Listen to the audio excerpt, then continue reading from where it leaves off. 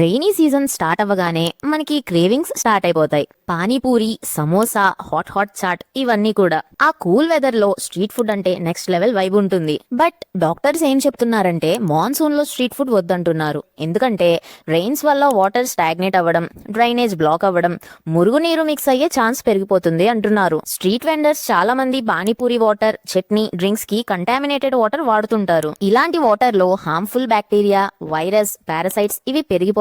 And దానికి result typhoid, diarrhoea, stomach pain, cholera, jaundice, skin infections కూడా. And street food open air లో ఉంటది. Humid weather వల్ల bacteria speed గా పెరిగిపోతుంది. వాళ్ళు యూజ్ చేసే సామాన్లు కూడా అన్సేఫ్ వాటర్ తో వాష్ చేస్తారు. సో సేఫర్ ఆప్షన్ ఏంటంటే home cooked hot food, boiled or purified water ఇవి తీసుకోవడమే బెటర్. పోనీ మేము అవుట్ సైడ్ ఫుడ్ తింటాము అని పంతం పట్టి అనుకున్న వాళ్ళైతే ట్రస్టెడ్ హైజీనిక్ స్టాల్స్ కే వెళ్ళండి. And watery dishes like panipuri or cut fruits avoid చేయండి, మీకే మంచిది.